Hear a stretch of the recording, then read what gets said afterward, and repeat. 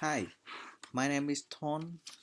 Today I'm gonna present my master topic, which is gluten intolerance, and this is my outline. First of all, I'm gonna talk about like what is gluten, and then I'm gonna explain what's so bad about gluten, um, a list of the symptoms of celiac disease. I go over the treatment, and finally, I talk about some news about gluten intolerance.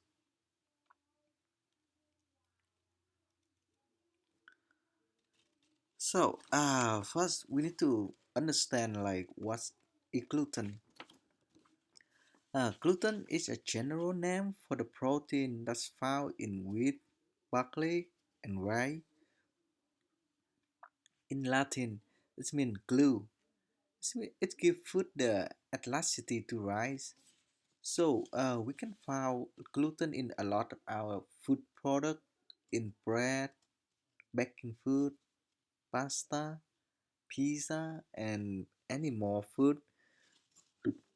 And this is a picture of a grain. We have like endosperm that has the carbs and protein. We have drum. It has a small nutrition. A plant. Uh, it has a vitamin B and trace mineral. And finally, here's our gluten. A lot of them. Right. For example, this is a wheat flour. It has 10 to 15% is protein, but 90% of them is a gluten. We have two type of protein as a gliadin protein and glutenin protein, but both of them is a toxic protein. Gliadin is soluble and glutenin is insoluble. You should pay attention to gliadin protein because we're gonna talk more about it later.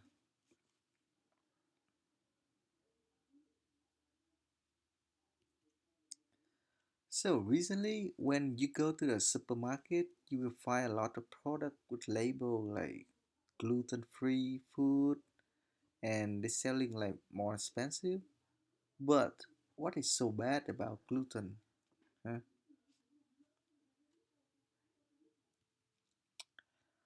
Do you remember gliadin? Okay, gliadin in gluten is a toxic polyamine. Our human gut, we cannot break down the polyamine small enough to absorb any nutrition from them. And most people will be okay with the gliadin protein, but the people with HLA-DQ2 or HLA-DQ gene, they has a gluten sensitivity and celiac disease. So it make them a lot of problem. We have like 1 in 100 people in North America, they has a gluten intolerance.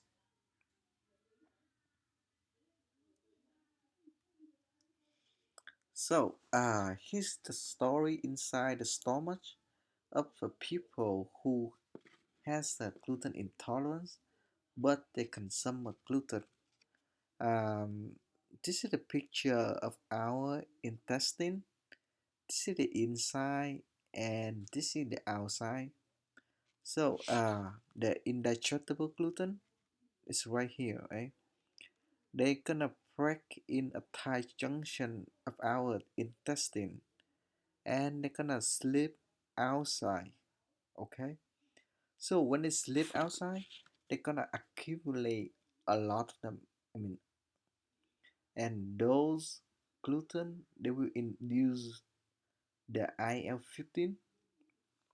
This IL-15 will trigger our immune system, and our immune system like sending a soldier like IEL, and the IEL will go to the break in area. They're gonna close it, but they also damage the area. So the damage will make inflammation, but our IEL will lose a battle to a gluten because like many gluten accumulation. So our immune system will sending a better soldier like TNF and IMF to fix the problem, but they eventually will make more damage areas, so we have like, suffer more inflammation. So I know this kind of complicated to understand. Uh, so we can we're gonna go to a summary, right?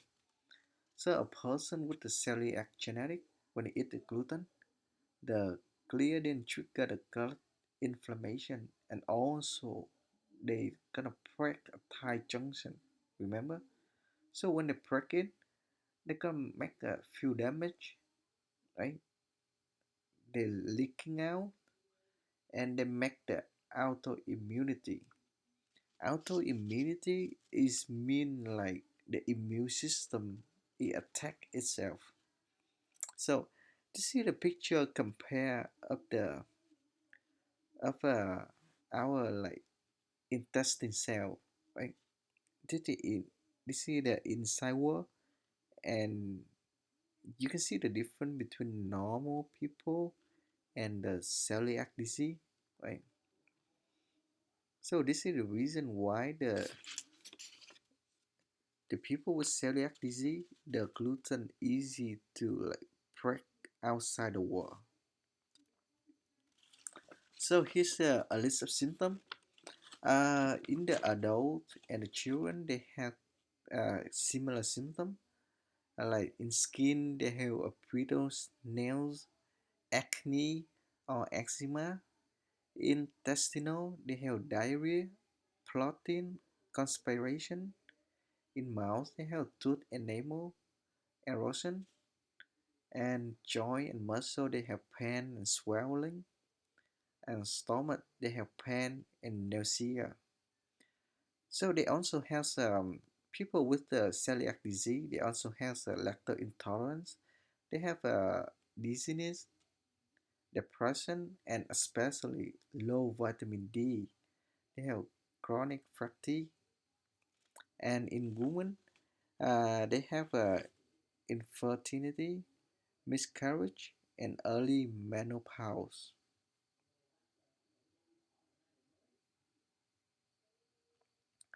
So treatment. For now, we don't have like a medicine treat for the gluten intolerance, but this is the recommendation. We first of all we need to get the diagnosis to see if we have celiac disease or gluten sensitivity. We should get some knowledge about gluten-free diet, like what food contain gluten, and learn to how to read a food label. Then we follow a strict gluten-free diet, right? No no medication needed unless we have a serious case. So this is some news. Many drug company they race to find a treatment. So we have to wait for a while to see like if any medicine available on the market.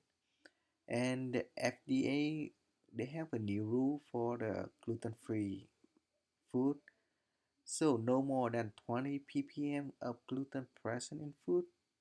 They can label the gluten-free. Okay, thank you for listening.